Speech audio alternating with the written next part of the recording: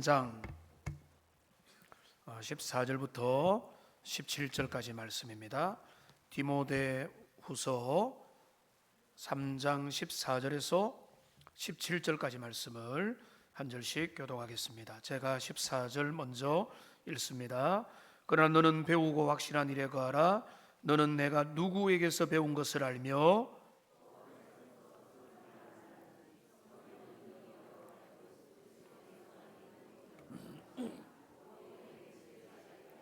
모든 성경은 하나님의 감동으로 된 것으로 교훈과 책망과 바르게 함과 의로 교육하기에 유익하니 이는 하나님의 사람으로 온전하게 하며 모든 선한 일을 행할 능력을 갖추게 하려 함이라. 아멘. 우리 한번 인사하고 말씀을 듣겠습니다.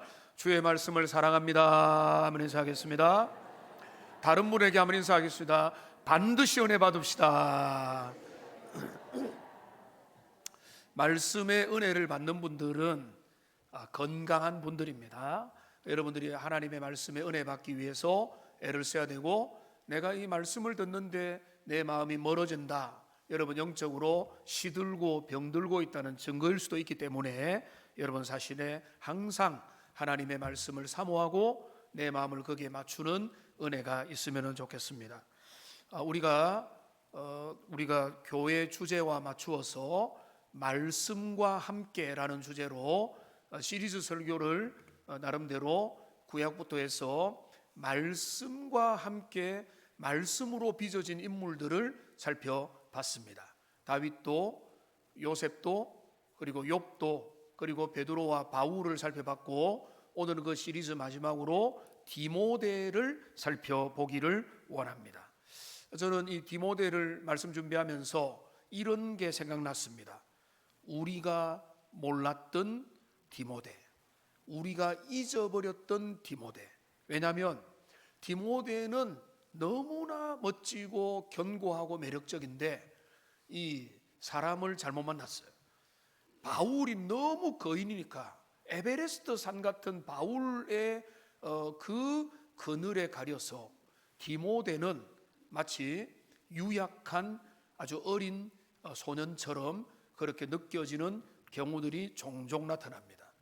거목 밑에 숨겨진 사람인데, 우리가 이 디모데를 살펴보면 디모데가 얼마나 멋지고 얼마나 견고하고 아름답게 쓰임받았는가, 특별히 하나님의 말씀으로 일평생 살아갔는가라고 하는 것들이 드러나게 됩니다.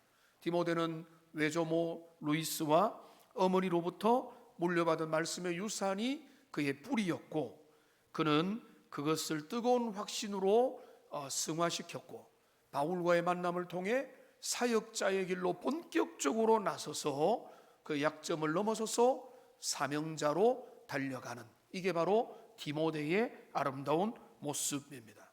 디모데에게 약점이 많았습니다.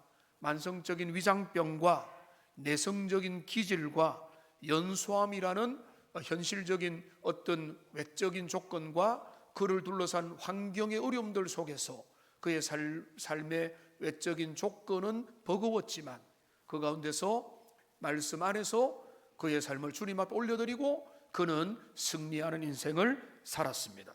바울은 디모데를 에베소 교회의 감독자, 오늘 말하면 담임 목회자로 세웠습니다. 디모데는 바울이 순교한 다음에도 에베소 교회를 진리 가운데 굳건하게 지키고 나가다가 30년 동안에 에베소 교회에서 목회자로 살다가 그는 감옥에 갇히기도 하고, 나중에는 80세가 되었을 때 순교를 당하는 자리까지 이르게 되는 믿음의 여정을 훌륭하게 마친 그런 디모데라는 인생을 우리가 오늘 살펴보기를 원합니다. 바울에 가리어서 우리가 몰랐던, 그러나 우리가 다시 찾아내어서 그가 얼마나 아름답고 귀하고, 어쩌면 우리는 바울을 본받기 원하지만은 우리의 모델이 될 수 있는 디모데에게로 가야 될 수 있는 그 내용에 대해서 오늘 함께 살펴보기를 원합니다. 여러분, 성경에는 두 종류의 다른 회심이 있습니다. 첫째는 바울 스타일입니다. 벼락같이 임하는 주님의 은혜가 바울 스타일의 회심입니다. 그러니까 다메섹 도상에서 벼락같은 주님의 은혜가 그에게 나타나서 인생이 180도 바뀌는 그 사람, 그게 바로 바울 스타일입니다. 근데 디모데는 전혀 다르죠. 디모데는 어느 날 갑자기 뒤집어진 사람이 아닙니다. 그런 기록도 없습니다. 그에게는 극적인 체험이라는 게 없습니다. 디모데는 오히려 루스드라에서 조용히 아침 이슬처럼 그 가정에서 경건하게 자라다가 신앙의 토양 속에서 잘 자라다가 그러다가 주님의 은혜 가운데 이끌림을 받아서 훌륭하게 쓰임을 받는, 그에게는 벼락이 없고 천둥 번개가 없지만은 그의 삶은 하나님의 말씀에 이끌려서 일평생 나아가는 생애였기 때문에, 여러분, 우리가 많은 성도들이 한 번씩 고민을 하잖아요. 신앙을 알만하면은 나에게는 왜 극적인 체험이 없을까요? 왜 나에게는 남들이 봤다고 하는 주님에 대한 은혜에 대한 아주 강렬한 체험이 없을까요? 라고 고민을 하는 사람이 있는데, 여러분, 그것은 하나님의 다른 부르심입니다. 하나님은 어떨 때는 어떤 사람은 바울처럼 부르시고 인생의 도상에서 억지로 그를 불러서 부르기도 하지만은 바람처럼 아침 이슬처럼 조용한 삶의 자리에서 그를 불러서 계속해서 믿음의 길을 찬찬히 걸어가도록 이끌어 가시는 그 부르심도 주님이 있습니다. 바울을 사용하신 주님은 디모데를 사용하시는 겁니다. 나에게는 극적인 체험이 없다고 여러분 염려하거나 이상하다고 여기지 마십시오.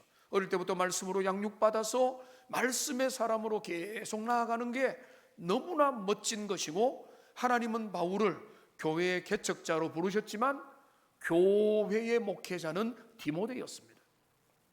우리는 사람들은 바울에게 주목하지만 디모데가 필요한 것입니다. 디모데가 교회를 지켰거든요. 디모데가 에베소 교회를 30년 동안에 지키면서 말씀을 사수하고 그 모든 약점에도 불구하고 주님이 원하는 그 일을 했기 때문에 우리는 극적인 바울에게 매료가 되지만은 바울이 잘못됐다가 아니라 바울의 부르심이 있고 디모데가 부르심이 있는 것입니다. 그러니까 그 부르심 속에서 차이가 있을 뿐이라는 것을 우리가 항상 잊지 말아야 됩니다.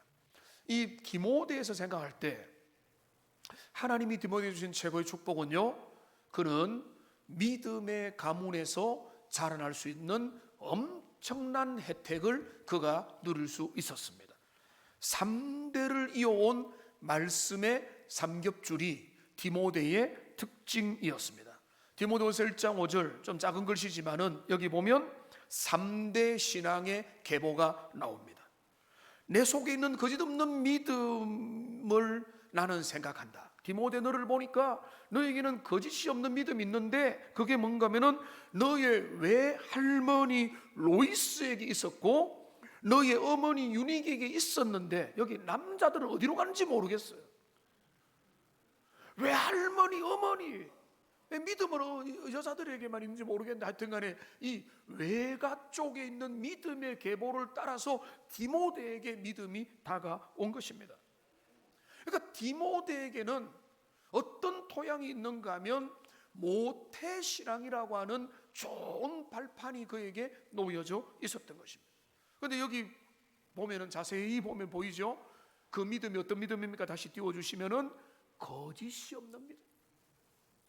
그러니까 어릴 때부터 그에게는 신앙의 혜택이 있었는데 그 할머니와 어머니와 가정에서 그 믿음, 여호와를 경외하고 하나님의 말씀을 사랑하는 그 믿음의 흐름이, 가풍이 그 가정을 휩쌌다는 것입니다. 그러니까 이 디모데에게는 이것이 너무나 훌륭한 혜택이 되는 거죠. 그가 글을 배우기 전에, 세상 학교에 가기 전에 그는 성경의 이야기를 들었고 하나님의 창조에 대한 이야기를 들었고 부모님의, 어머님의, 할머니의 기도 소리를 들었고 여러분, 그러니까 지금 믿음을 지키고 나가는 우리 권사님들, 집사님들, 장로님들 보면은 그 부모와 외가 쪽의 시어머니의 그 믿음의 유산이 얼마나 강력하게 자리를 합니까? 디모데가 그런 은택을 입었다는 것입니다. 칼빈은 말합니다. 경건한 부모를 둔 것은 하나님의 특별한 은총의 선택이다. 여러분, 경건한 부모, 믿음의 부모를 둔 것이 최고의 선물로 여기시기 바랍니다. 그게 얼마나 큰 축복인데요. 칼빈이 계속 말합니다. 하나님은 부모의 신앙이라는 통로를 통해서 자녀에게 은혜를 흘러보내기를 즐거워하신다. 칼빈이 그렇게 주석을 잘 했습니다. 그러니까 부모의 믿음을 따라서 자녀에게 믿음이 흘러가는 거, 이게 얼마나 아름다운 영적인 혜택인지. 그러니까 여기 오늘 우리가 읽은 본문에 보면 바울이 디모데를 보고 뭐라고 이야기하는가 하면 15절을 보세요. 네가 성경을 알았는데, 앞에 뭐라고 했죠? 어려서부터, 한번 따라해요. 어려서부터. 그러니까 디모데의 최고의 특권은 뭔가 하면 일찍부터 말씀 앞에 노출됐다.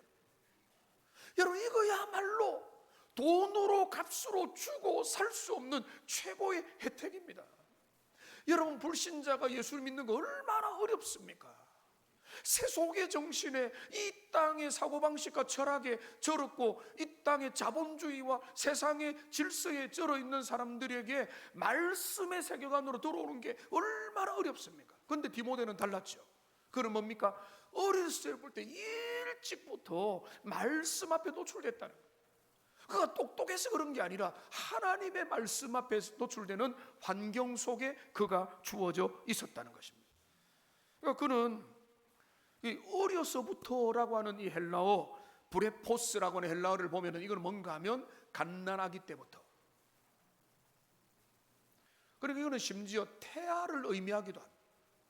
그러니까 오늘 축복 기도를 받는 서유리가 오늘 축복 기도를 받을 거거든요. 둘째 딸, 둘째 아들, 아들과 딸을 바꾸면 안 되죠. 성철 집사님과 유정 집사님의 두 번째 아들 서율인데, 근데 오늘 얼마나 기쁠 뿐만 아니라 믿음의 가정에서 모태로부터 부모의 신앙을 통해서 그 신앙이 이어져 가면서 나오는 것은 너무나 놀라운 은총이 되는 것입니다.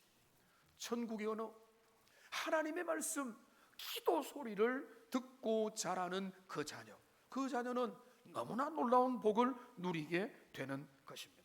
지금도 우리 귀한 선생님들이, 교사들이 지금 각 주일학교 반에서 아이들에게 가르치고 섬기기 위해서 힘들지만은 젊은 사람들, 청년들 너무 힘든데도 일부에 와서 예배드리고 또 섬기러 가잖아요.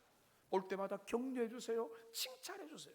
그런데 그들이 다음 세대가 너무너무 중요한 것입니다. 왜냐하면 이 젊을 때, 어릴 때부터 말씀에 노출되고 진리에 노출되고 하나님에 대하여 어릴 때부터 각인되면, 그 어릴 때부터 주님의 진리를 배우면 그들이 중간에 흔들리기도 하고 유혹도 받겠지만은 그 말씀이 심겨진 영혼은 절대로 주님을 떠나지 않거든. 근데 그거를 주일학교 담당 사역자들과 교사들에게 그 중요한 사명이, 그리고 그 부모들에게 맡겨져 있다는 것입니다. 아이들에게 뭐 영어 교육시키고 조교 교육시키고 다른 교육시키고 아이들 세상에서 너희들 남부럽지 않게 살 거야, 이거는 교육을 시키는 것도 중요할 수 있지만, 근데 그보다 더 중요한 인생의 자녀 교육은 뭔가 하면 그들에게 신앙을, 주님을, 여호와를 경외하는 법을 어릴 때부터 일찍부터 노출시키는 것, 그게 디모데가 가진 최고의 토양이었습니다. 그런데 여러분, 디모데가 모태신앙을 가졌지만은 모태신앙에 두 가지 별명이 있죠. 뭡니까? 모태신앙이 될 수도 있고 못된 신앙이 될 수도 있죠. 그런 경우 없을까요? 많습니다. 왜 그럴까요? 거기에 머물러 버리게 돼요. 부모의 토양과 기도와 간절한 소원이 있지만은 그 다음에 과정으로 넘어가지 못했지만은 디모데는 잘 넘어갔습니다. 그 모든 좋은 것들을 그 너머에 올라갈 수 있었던 것입니다. 뉴턴이라는 과학자 아실 겁니다. 뉴턴이 했던 유명한 말이 있습니다. 우리도 거인의 어깨 위에 서다, 이런 표현을 하는데, 뉴턴이 뭐라고 말하는가 하면, 내가 멀리 볼 수 있었던 것은 거인들의 어깨 위에 서 있었기 때문이다 라고 하는 유명한 말을 남겼습니다. 우리가 안목이 넓어지고 시견이 넓어지고 모든 걸 멀리 볼 수 있는 것은 우리가 잘나서가 아니라 우리 앞에 발견하고 먼저 연구하고 고민했던 우리의 부모, 우리의 선배, 우리의 믿음에 훌륭한 앞장서 있는 신앙의 선배들이 있었기 때문에 그 위에 발 딛고 서서 더 멀리 볼 수가 있는 것입니다. 담 너머를 볼 수 없는데 밑에 발 밑에 받침대를 올려주면 올라가서 볼 수 있는 것처럼 디모데에게는 이런 훌륭한 혜택이 있었던 것입니다. 여러분, 어떤 청년이 모태신앙인데 그의 모태신앙에 대해서 별로 달가워하지 않았습니다. 그리고 그는 불평했습니다. 나는 억지로 부모님 때문에 예수 믿게 되었다고 항상 투덜거렸습니다. 그를 들은 한 노 목사님이 그 청년에게 말했습니다. 얘야, 마라톤 선수가 다른 사람들보다 10km 앞선 지점에서 출발했는데 그것이 불평할 일이냐라고 말을 했다. 그래서 청년이 그거를 곱씹으면서 마음을 바꾸었다는 그런 이야기입니다. 많은 사람들은 지금 내가 가진 은총, 내가 신앙의 가정에서 태어난 것, 내가 믿음의 가문에서 귀에 못이 박히도록 예수님, 하나님, 인생의 길들 착하게 살아라, 주님의 기쁨이 되야 된다, 하나님의 영광이 되야 된다라고 부지런히 듣고 사는 것이 얼마나 복인 줄을 모른다면 여러분, 그거는 너무나 불행한 일이 되는 것입니다. 여러분들 중에 제가 대략 보니까 한 50% 정도는 믿음의 가정에 부모의 신앙을 이어받았는데 그것을 무한 감사하는 복된 지금의 시간이 되기를 주님의 이름으로 축복합니다. 디모데에게는 그런 은택이 있었다는 거예요. 여러분들 중에 모태신앙이 있습니까? 아니면 여러분의 자녀들이 모태신앙으로 자라나기를 원하십니까? 근데 여러분, 디모데처럼 그는 발전했던 것처럼 모태신앙은 지루한 신앙이나 그냥 신앙이 희미하고 못된 신앙으로 가는 것이 아니라 디모데처럼만 되면은요, 모태신앙은 가장 뿌리 깊은 신앙이 되는 거예요. 그게 평생을 가게 만드는, 그러니까 그런데 그냥 되는 것이 아니라 그 중간의 과정을 잘 이어받으면 모태신앙은 너무나 아름다운 축복이 되는 것입니다. 이게 이제 디모데의 첫 번째 모습. 그 믿음의 경건한 가정에 3대의 믿음의 유산을 따라서 그는 어릴 때부터 말씀에 노출된 그런 삶으로 말씀의 지배를 받아 어린 시간을, 젊은 시간을 보냈다. 근데 디모데의 두 번째 그의 삶의 모습을 살펴보면 그의 삶의 지경이 넓혀지게 되었습니다. 그 경건한 가정에서 자랐지만은 그게 끝이 아니라 마치 대학생 청년들이 이제 대학을 들어가고 타 지역에 가게 되고 청년을 도시를 이동하게 되면서 신앙의 도전을 만나게 되는 숙제를 만나는 것처럼 디모데도 마찬가지입니다. 어릴 때는 잘 자랐지만은 이제는 도전이 있었는데, 그런데 그 인생의 중요한 시기에 디모데는 너무나 중요한 만남을 가지게 되는데 그게 뭔가 하면 섭리적인 만남. 루스드라에서 바울이 디모데를 발견합니다. 이거 진짜 섭리적인 만남이죠. 사도행전 16장 나중에 찾아보시면은 사도행전 16장에서 바울이 지금 한눈에 루스드라의 미래 전도 유망한 그러나 아주 유약하기도 하고 가능성으로 있는 보석을 바울은 한눈에 알아채고 그와 동행을 하자고 하는, 복음의 일로 떠나자. 바울과 기질이 완전히 다르거든요. 스타일이 다르건데 이 루스드라, 이 디모데는 경건하고 온유하고 겸손하며 저력이 있는 거예요. 바울은 아주 열정적이고 앞장서기만 하는데 이 바울은 개척자 스타일이라면 디모데는 뭔가 하면 목회자 스타일이거든. 그러니까 이게 완전히 다른 겁니다.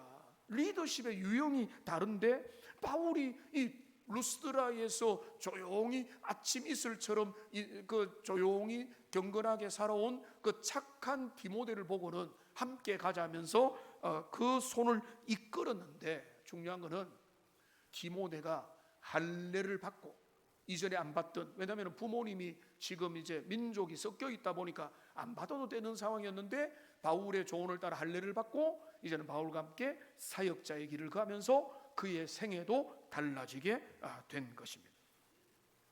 근데 바울은 이제 수많은 동력자들이 있지만은 바울이 디모데를 향해서 뭐라고 불렀는가 하면 믿음 안에서 참 아들 된 디모데에게 편지한다. 디모데전서 1장 2절이거든요.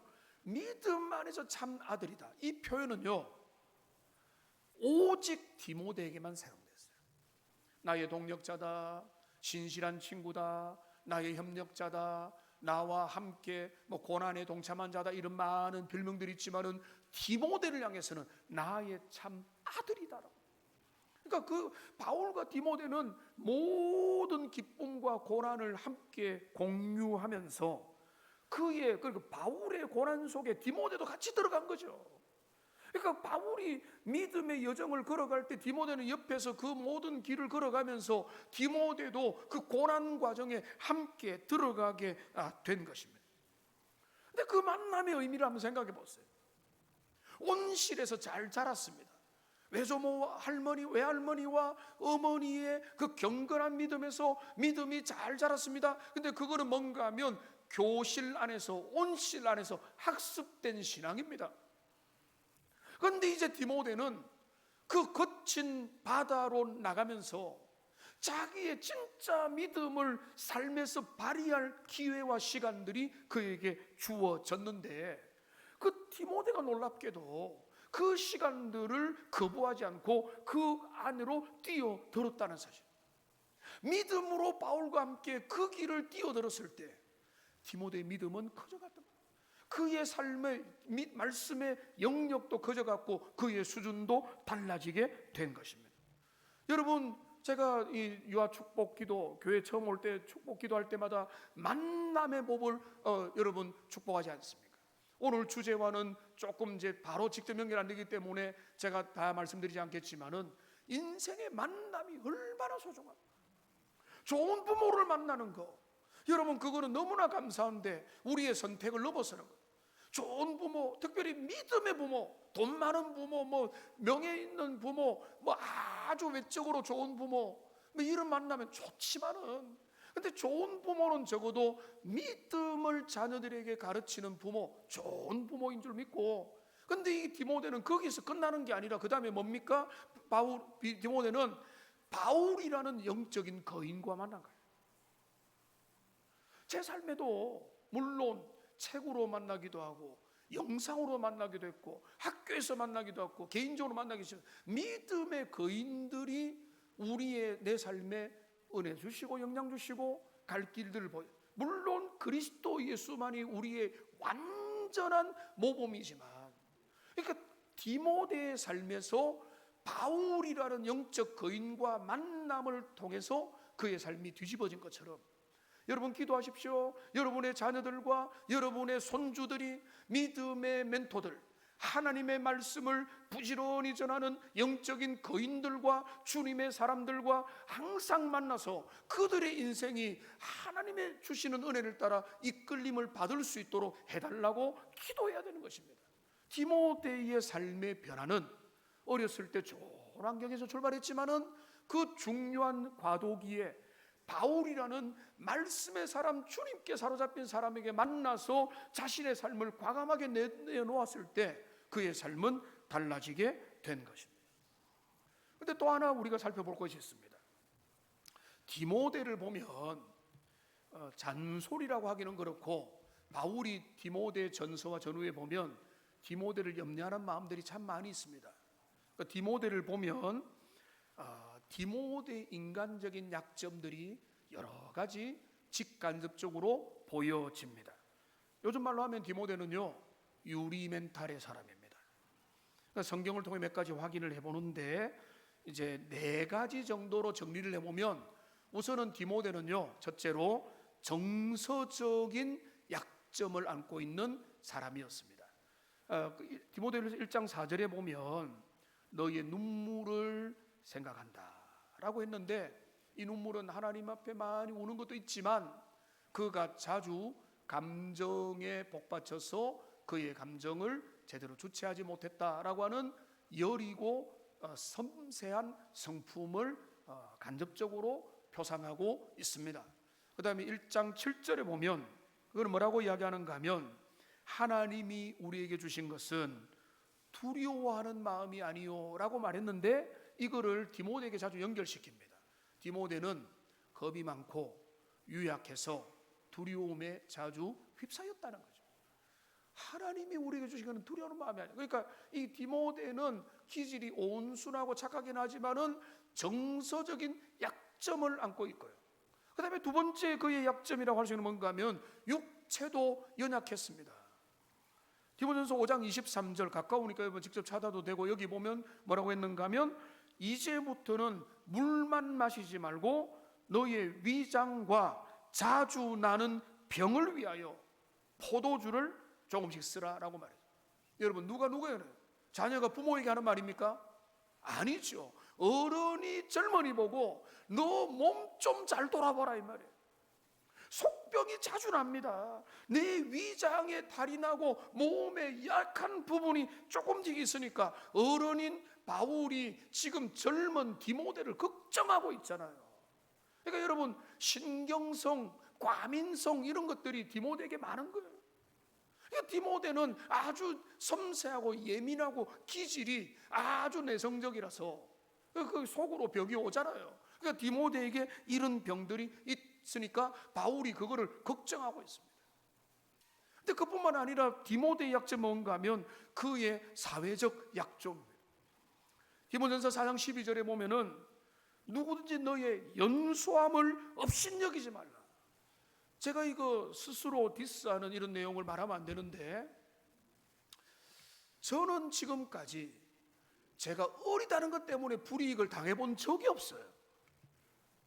이럴 때 좀 웃어주셔야 되는데, 20대 때도 40대로 봤거든요. 사람들이 20대도 40대로 보고 하니까, 우리 전도사님이 너무 어려서 이런 말을 들어본 적이 없어요. 그거는 칭찬이 아닙니다, 사실은. 그런데 항상 그런 연소함의 문제가 저에게 됐던 적이 없어요. 어렸을 때 나이 들어 보이니까, 노숙하게 보이니까, 얼마나 사역하게, 지금 생각하면은 제가 진지하기도 했지만은 20대에 40대처럼 보인다고 지금도 만나면 이야기할 정도니까 그때 얼마나 진지했으며 얼마나 어른스럽게 보였겠습니까? 그런데 디모데는 달랐어요. 우리 교회도 동안들이 있지만은 디모데는 항상 뭔가 바울이 볼 때 너의 어림을, 연소함을 사람들이 얕보지 않도록 해라 뭔가 하면, 겉으로 볼 때는 뭐 어떤 예를 들어서 이제 잘 모르지만은 몸도 야위 없고 볼품도 없고 뭔가 좀 나이도 어리고 하니까 시시하게 여길 만한 외적인 조건을 가지고 있었다는 것입니다. 그게 때로는 사회적으로 불리하잖아요. 그러니까 이 바울이 볼 때는, 너가 겉으로 볼 때는, 사람들이 볼 때는 좀 무시할 수 있는 외적인 기질을 가지고 있는데, 그러니까 너가 그거를 신경 써라, 그런 거가 무시당하지 않도록 할 정도로 이 디모데에게 일종의 그것이 스트레스가 될 수가 있다. 그 다음에 네 번째 그의 약점은 이 환경적 약점인데 뭔가 하면, 디모데가 목회했던 에베소 교회는요 결코 만만한 교회가 아니었습니다.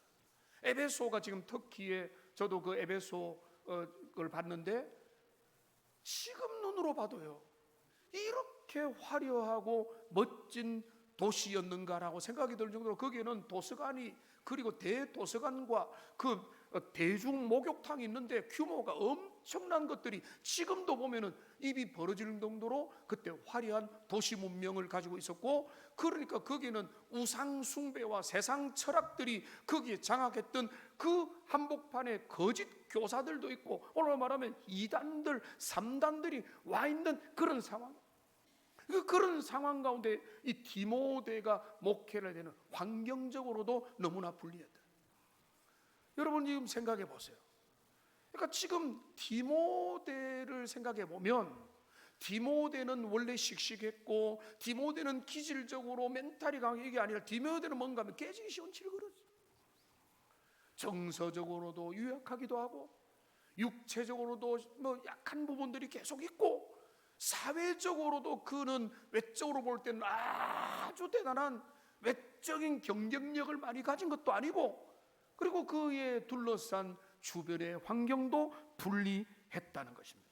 이런 상황 가운데서 바울은 디모데를 계속 격려하며 하나님의 사람으로, 말씀의 사람으로 설 것을 격려했는데, 바울은 디모데에게 너 운동 열심히 해라, 너 스펙을 쌓아라, 보약 몇 첩 먹으라 라고 하지 않고, 바울은 디모전서 4장 15절에서 디모데에게 뭐라고 명령하는가 하면, 이 모든 일에 전심전력하여 너의 성숙함을 모든 사람에게 나타나게 하라.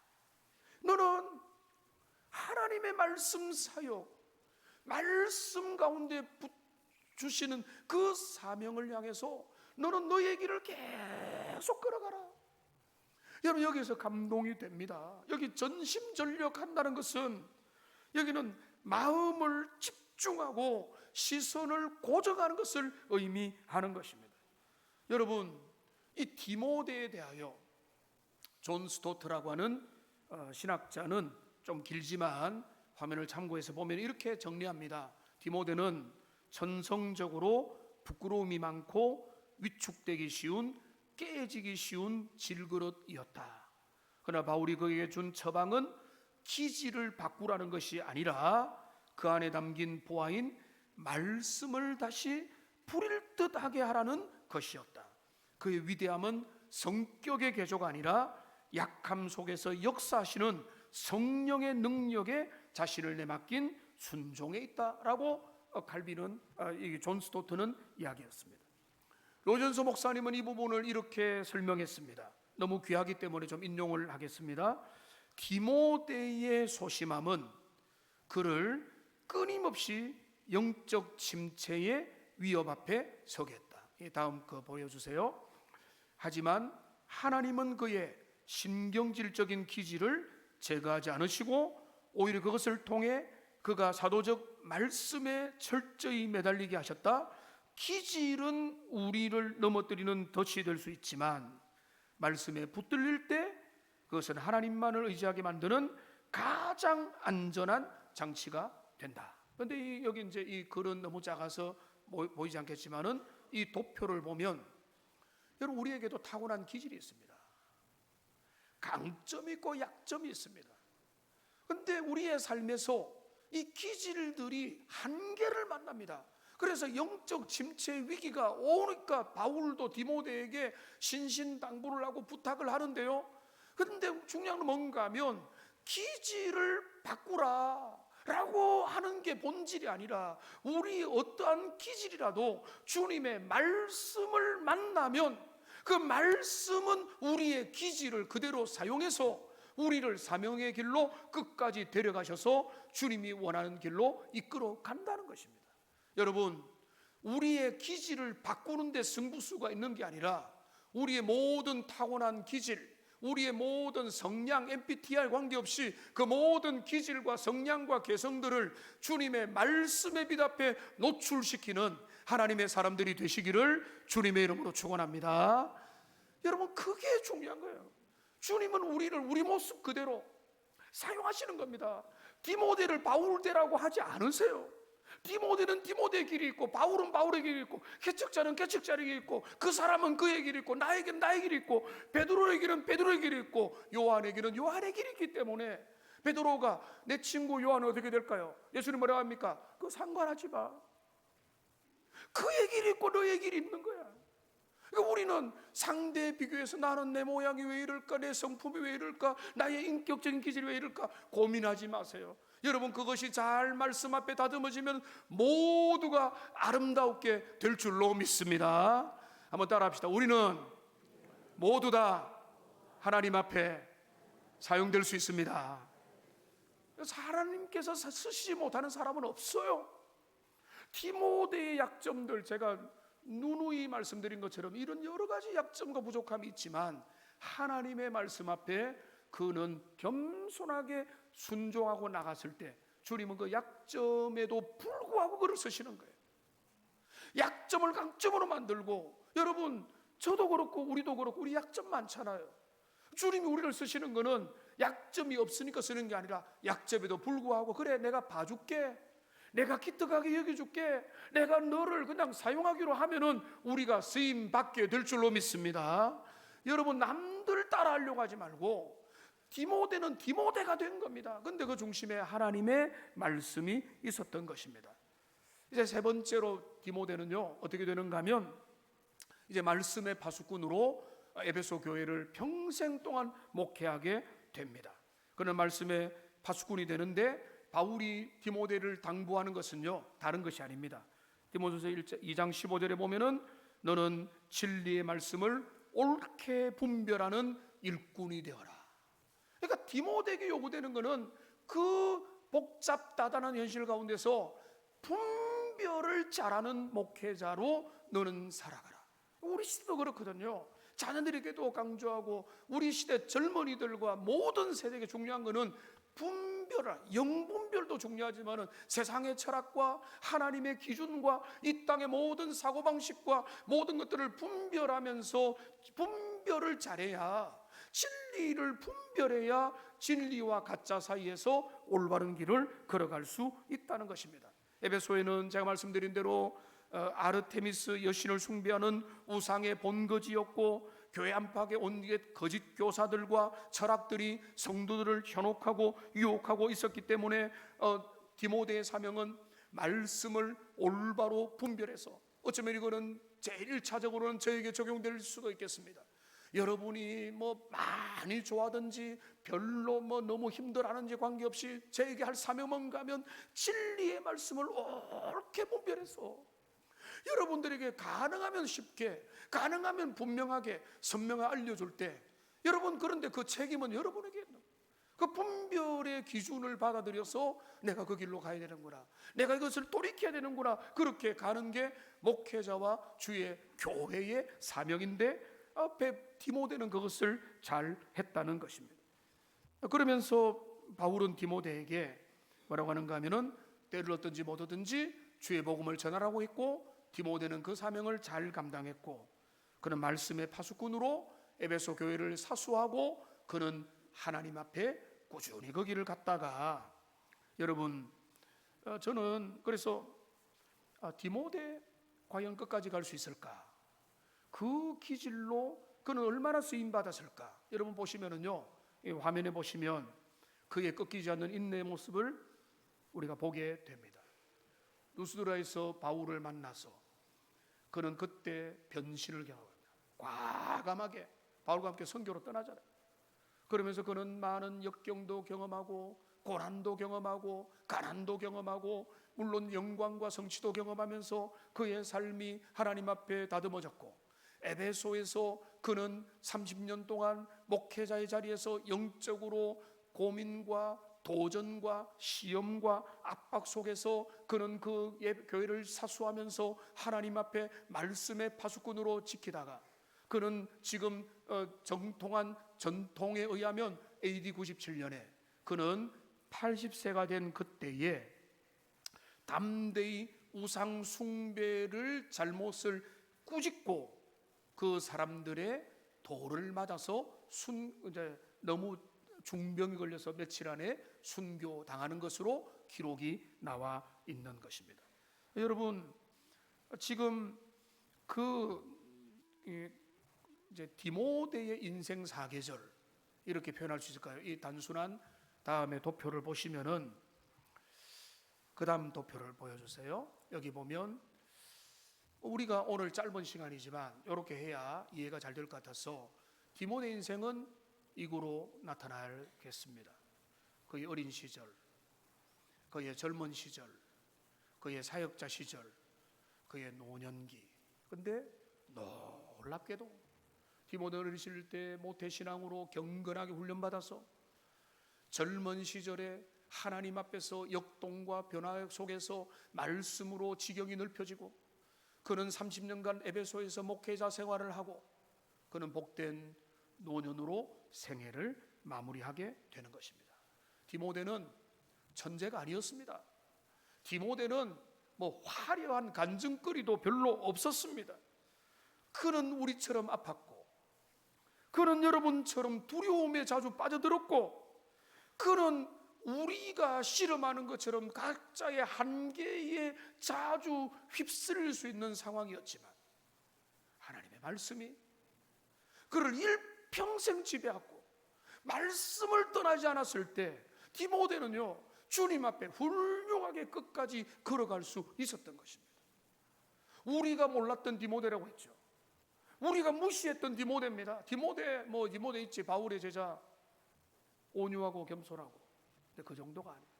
에베소 교회를 30년간 진리로 사수하며 어릴 때부터 죽을 때까지 변함없는 신앙의 열정으로 말씀을 지켜갔던 하나님의 사람, 그 중심에는요, 하나님의 말씀이 작동해요.